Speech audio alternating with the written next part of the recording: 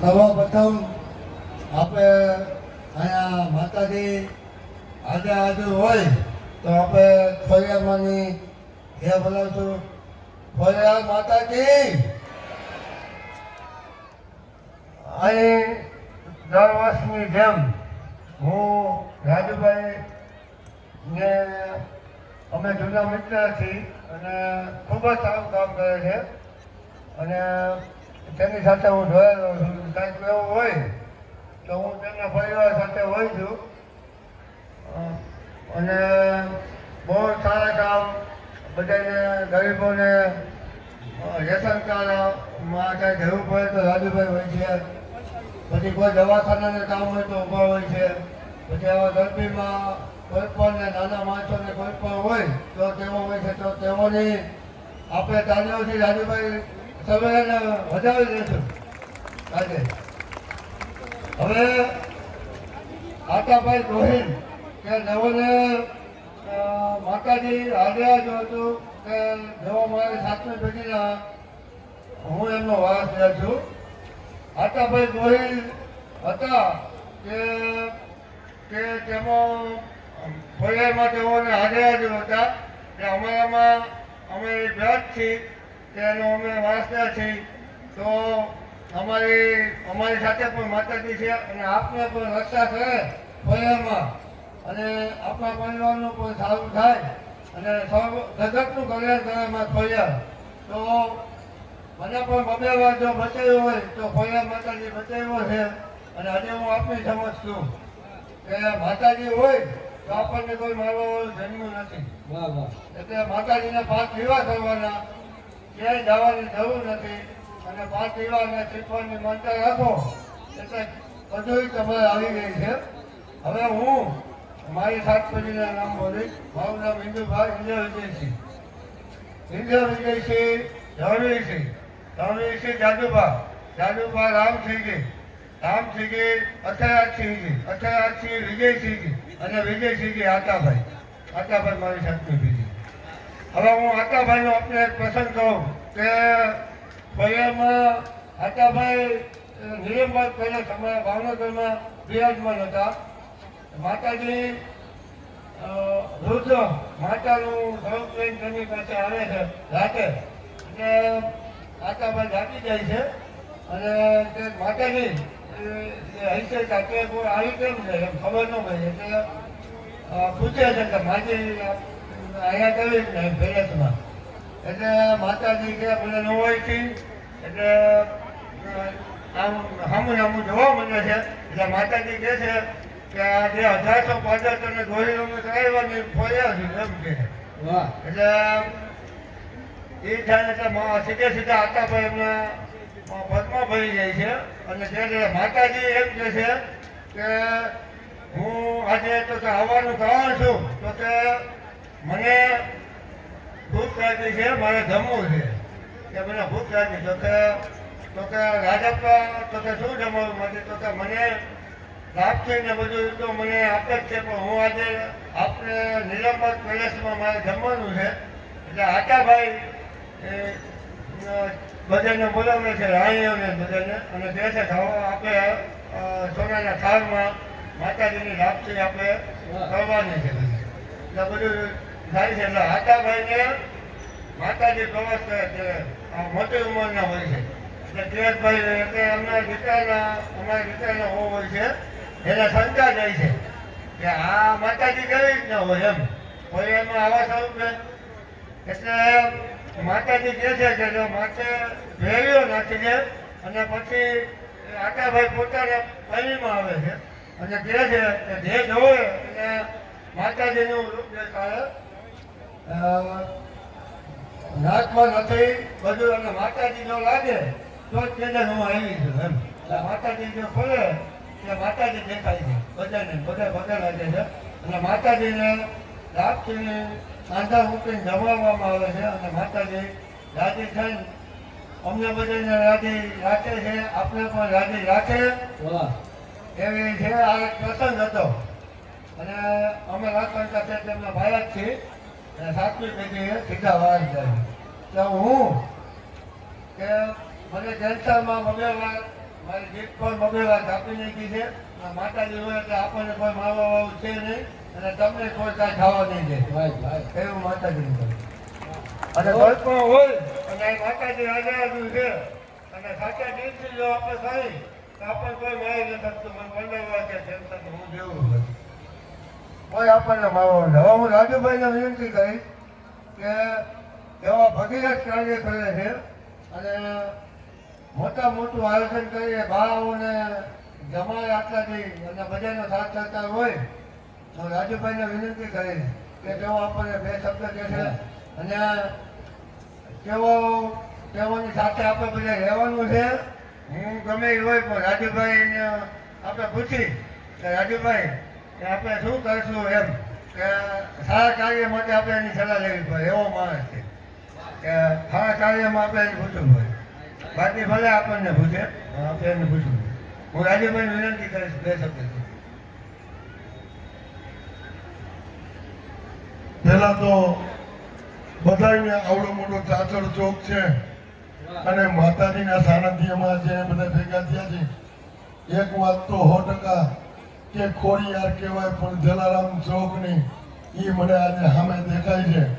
એટલે બે હાથ ઊંચા કરીને માયું બહેનું દીકરીઓ હાથ ઊંચા કરીને જે બોલાવો એટલે એક રાયણે જે બોલજો કે બ્રહ્માંડ ધ્રુજી જાય. તમારી જે કોઈની આસ્થા છે ને એ આસ્થાને એનો વજન મળે.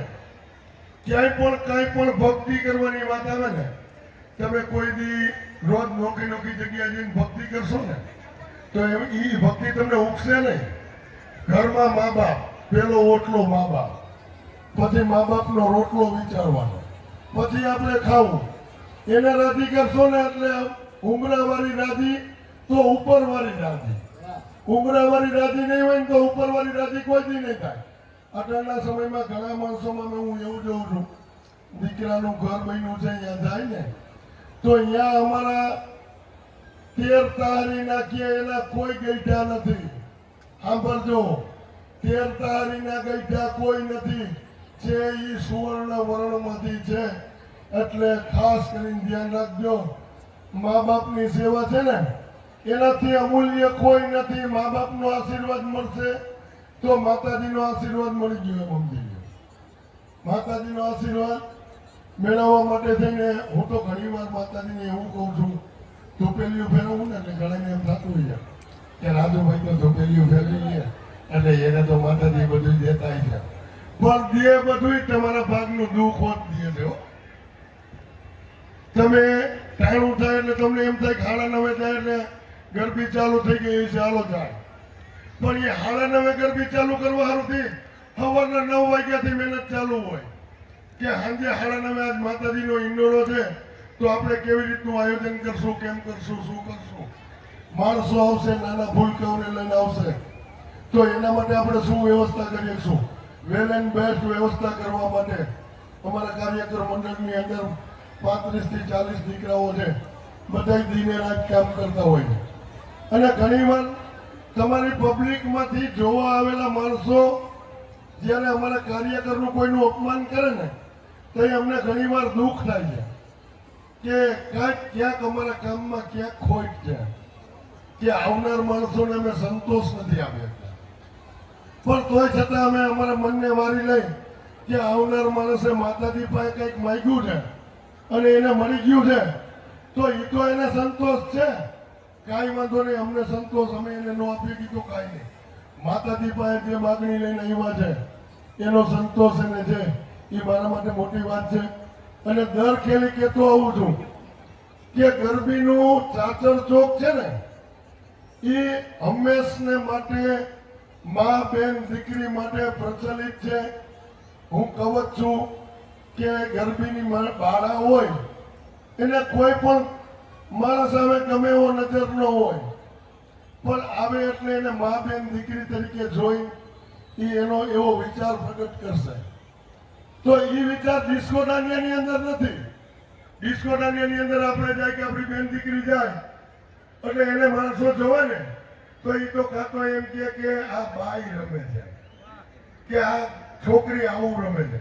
આપણા સ્ટેજમાંથી રમતી છે ને તો એ દીકરીને કાં તો એમ કે આ તો આઈ છે કાં તો દીકરી છે, કાં તો માતાજી છે. જ્યાં માતાજી શબ્દ આવ્યો ને, તમારા હરેકના એક એક શબ્દ જય માતાજી મનમાં બોલતા શું. અહીંયા આવીને તમારી કાંઈક ને કાંઈક પ્રકૃતિ એવી છે. ભલે હું કહું છું માતાજી પાસે હુંય માગું છું, તમે માગતા હશો, નો ડાઉટ. પણ મેં તો માત્ર આ ચોકમાં જે માણસો આસ્થા લઈને આવે ને એના માટે થઈને માગું છું.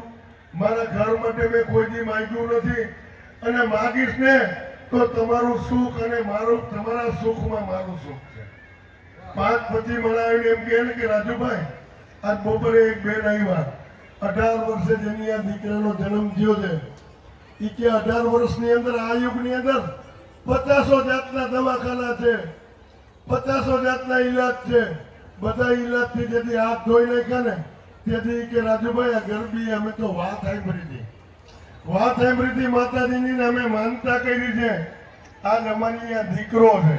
એ એમ કે ને એટલે મને એમ થાય કે મેં કાંઈ માગ્યું નહોતું તોય માતાજીએ મને દીધું છે.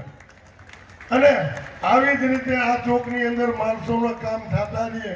હું માતાજીને એટલી જ આરાધના કરીશ કે જો મારી ભક્તિમાં કે ક્યાંય કાંઈક થોડી ઘણી શક્તિ હોય ને તો આ ચોકમાં જો કંઈ ભૂલો ભટકો આવે અને કાંઈ માગે તો મારી એને દઈ દે.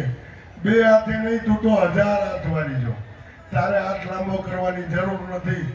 મીઠી નજરે જો તમારા કામ થાય ને તો એમ કહેજો જલારામ ચોકમાં ગયા હતા ને અમારું કામ થઈ ગયું. અને બાકી આવનારા સમયની અંદર કેવો સમય હશે, કેવી રીતે માણસો સાંભળો. હજી તો આ એમ કહે છે કે કળિયુગની શરૂઆત છે. તો આવનારા સમયની અંદર આ માતાજીની જે કંઈ શક્તિ પૂજા આપણે કરી, જે માતાજી પાસે કાલાવાલા કરી, એને લઈને આપણે કંઈક આવનારી પેઢીને શીખવવાનું છે. નકર આવનારી પેઢીનું કલ્ચર એ છે. અત્યારે ઘણાના ઘરમાં તમે જોવો છો, હું કહેતો નથી, આપના ઘરમાં જ આપણી દીકરીના પહેરવાથી ઘણી વાર માવતર નહીં શરમ આવતી હોય, પણ આ સમય મુજબ આપણે દીકરીઓને કાંઈ કહી નથી આપતા. મર્યાદા છે ને, મર્યાદા છે એ દીકરીની છે. દીકરીએ મર્યાદા જાળવવાની છે. એ મર્યાદા હશે ને તો આવનારી પેઢીમાં 100% મર્યાદા ઊભી જાય. અને મર્યાદાથી મોટું કાંઈ નથી. બેન છે ને એ માં બની શકે, દીકરી કહેવાય, માતાજી કહેવાય. તમારામાં શક્તિ છે. એ શક્તિને ઉજાગર કરવા માટે મર્યાદા દીકરીઓને રાખવી જોઈએ. આવનારો સમય છે ને એ તમને મર્યાદા મુકાવવા માટે ટીવી, મોબાઈલ ઘણું ખરું આવશે. એની કોઈ વાત ના પૂછો, એટલું બધું આવશે કે તમારા છોકરાઓને કેમ બગડે, કેવી રીતે આપણે એમાંથી શું સારું તારવવું, એ વસ્તુ મહત્વની છે. એટલે હવેનો સમય છે માતાજીનો રાસ ચાલુ કરવાનો છે. બહુ જાજુ નહીં કહું, 2 હાથ ઊંચા કરો, માતાજીની જે બોલાવી છે. બોલો ખોડિયાર માત કી, બોલો ચામુંડ માતની, બોલો આશાપુરા માતની, બોલો મમાઈ માતની, બોલો નવદુર્ગા માતની. જય માતાજી. સાહેબ, આ પરિવાર સાથે બધા તમારો ખૂબ ખૂબ આભાર.